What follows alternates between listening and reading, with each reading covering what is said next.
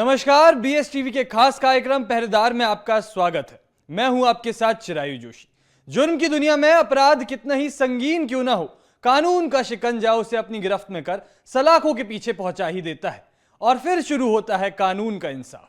ऐसी ही कुछ बेपर्दा वारदातों से हम आपका नमूदार कर रहे हैं, क्योंकि हम हैं आपके पहरेदार। श्योपुर से इंसानियत को शर्मसार कर देने वाली एक घटना सामने आई है, जहां एक नाबालिग के साथ दुष्कर्म कर उसकी बेरहमी से हत्या कर दी गई और हत्या को आत्महत्या का रूप देने की कोशिश की गई। हत्या के बाद नाबालिग के शव को पेड़ पर लटका दिया गया। मृतका के कपड़े उल्टे कर दिए थे और वो खून से सने हुए थे। साथ ही शव पर जगह जगह दांतों से काटने के भी निशान मिले, जिससे यह अंदाजा लगाया जा सकता है कि नाबालिग के साथ किस कदर की दरिंदगी की गई है। इस पूरी वारदात में सबसे हैरान करने वाली बात यह है कि पुलिस ने घटना की शिकायत दर्ज नहीं की। पहरेदार में देखिए रिपोर्ट। निर्भया 2.0 श्योपुर में मचा हड़कंप, नाबालिग के साथ गैंग रेप, दुष्कर्म के बाद की हत्या। वीरपुर थाना इलाके में नदी गांव में एक नाबालिग रोजमर्रा की तरह सुबह टॉयलेट के लिए अपने घर से बाहर गई, जिसके बाद सुबह 6 बजे परिजनों को खबर लगी कि उनकी बेटी पेड़ पर लटकी मिली है। मौके पर पहुंचने के बाद परिजनों के पैरों तले जमीन खिसक गई। सुबह निकली बच्ची महज चंद घंटों में ऐसा कदम कैसे उठा सकती है? पहली नजर में देखने में तो यह आत्महत्या लग रहा था, लेकिन जब ग्रामीणों के साथ मिलकर शव को नीचे उतारा गया तो मामला संगीन होता नजर आया। नाबालिग के कपड़े उल्टे थे और साथ ही उसका चेहरा कटा हुआ था। पूरे शरीर पर जगह जगह दांतों के काटने के निशान थे। परिजनों ने घटना की सूचना पुलिस को दी, जिसके बाद पुलिस ने लापरवाही बरतते हुए आत्महत्या बोलकर मामले को रफा दफा करने की कोशिश की, पर नाबालिग जिस अवस्था में मिली थी उस बात को नकारा नहीं जा सकता था। हत्या कर लटकाया पेड़ से, हत्या को दिया आत्महत्या का रूप, साक्ष्य छुपाने की कोशिश, टुकड़ों में मिला नाबालिग का फोन, बदमाशों ने की दरिंदगी की हदें पार। इस घटना में पीड़िता के भाई ने वो पेड़ भी दिखाया जहां नाबालिग लटकी हुई मिली थी।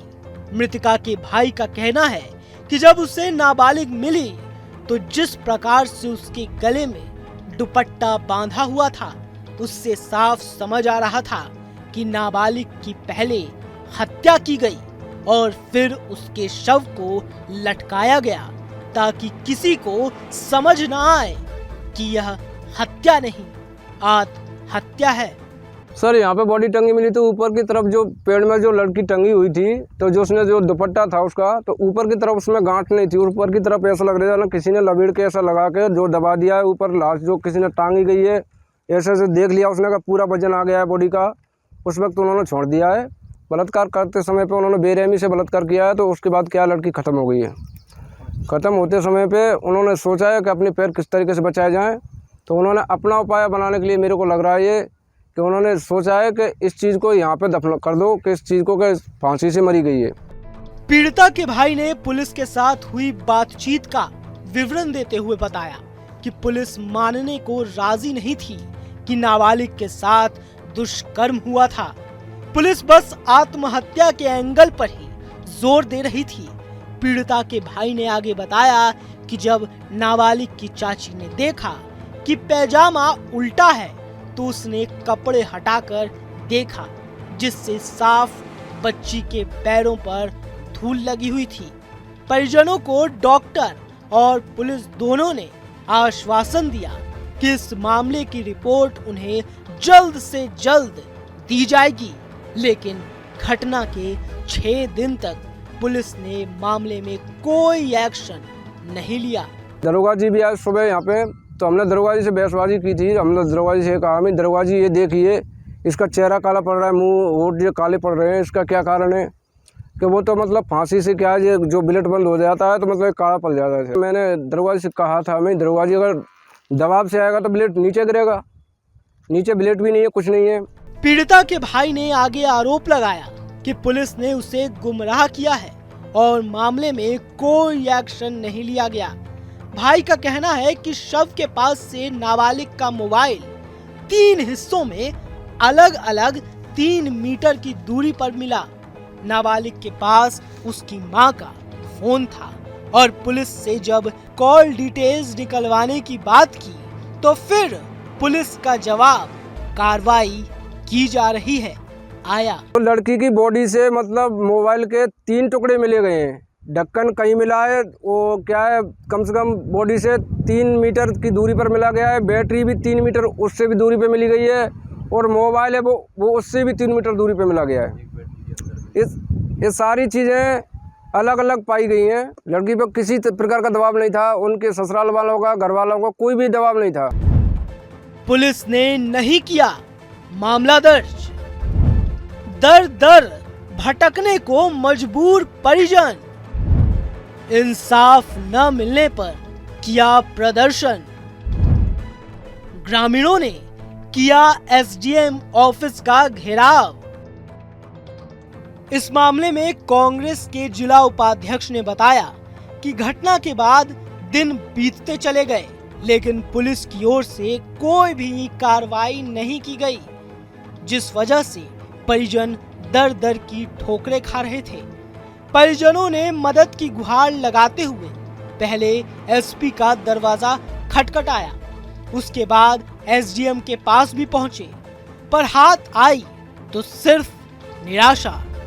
जब थाना प्रभारी से कार्रवाई की बात की तो उनका कहना यह था कि नाबालिग के साथ कुछ नहीं हुआ है, जिसके बाद पुलिस को अल्टीमेटम दिया गया कि 3 दिन के अंदर कार्रवाई करो वरना धरना प्रदर्शन किया जाएगा। इनके साथ में बहुत ही जघन्य अपराध हो रहा है।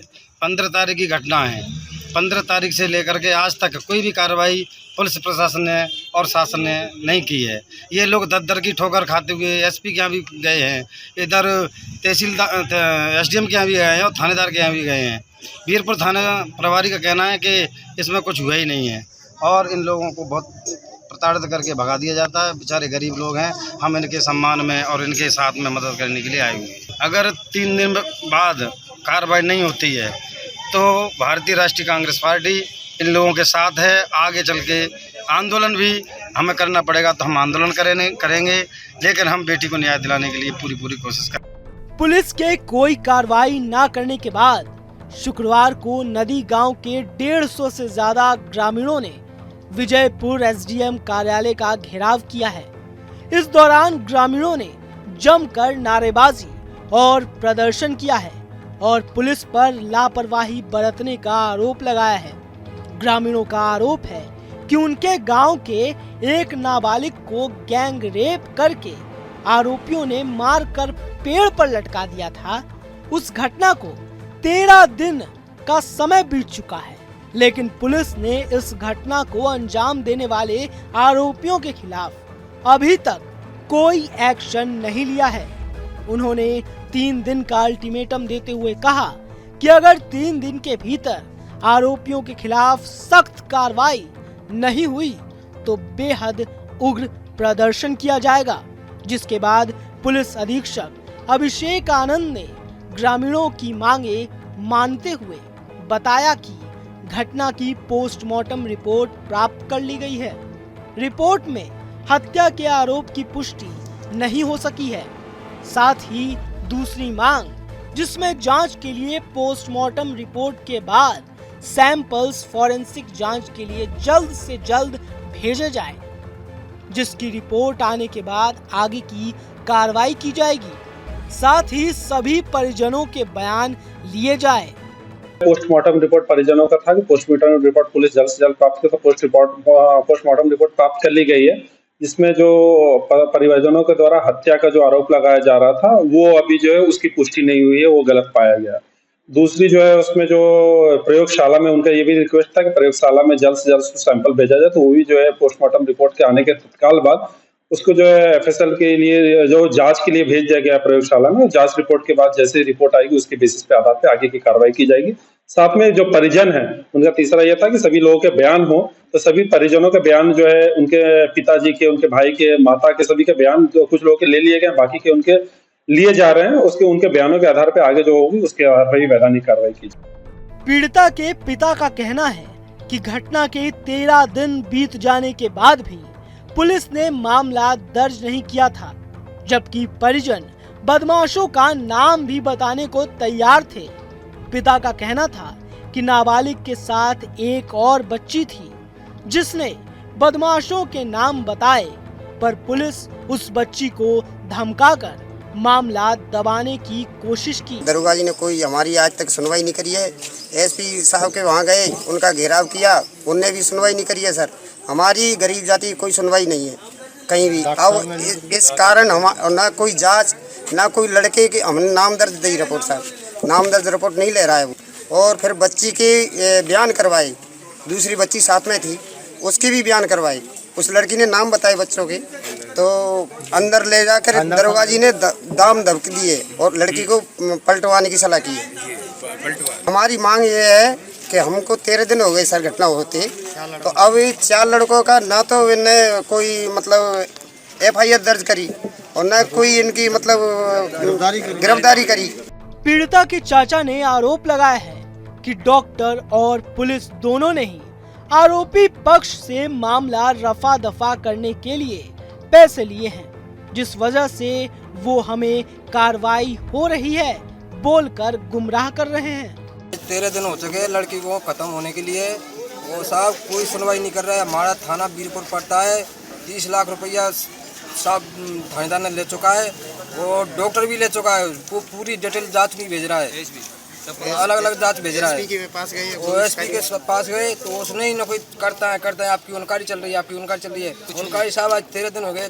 पीड़िता के दूसरे भाई ने बड़े ही संगीन आरोपों के साथ मामले को अंजाम देने वाले बदमाशों का नाम सौरभ, मनीष, बालिया और सचिन बताया। साथ ही ये भी आरोप लगाया कि इन बदमाशों का उसकी बहन के पास लगभग 36 बार रात में 1:30 से 2 बजे के बीच कॉल आया था। एक का नाम तो सौरभ है सर, एक का नाम मनीष, एक का नाम बलिया, एक का नाम सचिन। कितने कॉल आए थे इनके? 36 कॉल। 36 कॉल। और कितने बजे इन्होंने कॉल लगाया है और कॉल लगा के क्या कहा इन लोगों ने? सर इनका कॉल आया है 1:30-2 बजे के बीच में। क्या कह रही है पुलिस इस संबंध में? कोई सब हम जाते हैं तो उनको बोलता है तुमसे ये जहाँ तक चले जाओ, कोई कार्रवाई नहीं होगी तुम्हारी में। कौन बोलता है इस चीज को?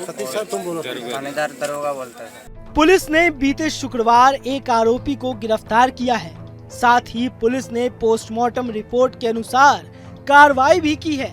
पुलिस FSL रिपोर्ट के बाद ही दुष्कर्म की पुष्टि कर पाएगी।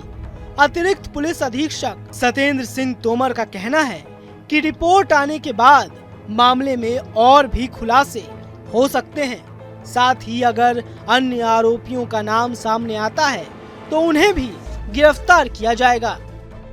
इंसानियत को शर्मसार कर देने वाली इस घटना ने यह सोचने को मजबूर कर दिया है कि जहां एक तरफ प्रशासन का बोलना है कि बेटी बचाओ, बेटी पढ़ाओ, और वहीं दूसरी तरफ अगर ऐसी कोई घटना सामने आती है तो आरोपियों को गिरफ्तार करने में 2 हफ्तों से ज्यादा समय लग जाता है और साथ ही पीड़ित परिवार को दर दर की ठोकरें खानी पड़ती हैं।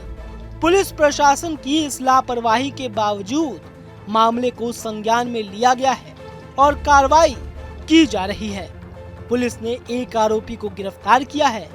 अब गिरफ्तार अपराधी से पूछताछ और FSL रिपोर्ट के आने के बाद मामले में आगे के राज खुलेंगे। पहरेदार के लिए श्योपुर से धीरज बालिथिया की रिपोर्ट। पहरेदार में वक्त है अब एक ब्रेक का। ब्रेक के बाद हम आपको ग्वालियर की एक घटना के बारे में बताएंगे कि कैसे 2 पक्षों के विवाद ने ग्वालियर को हिला कर रख दिया।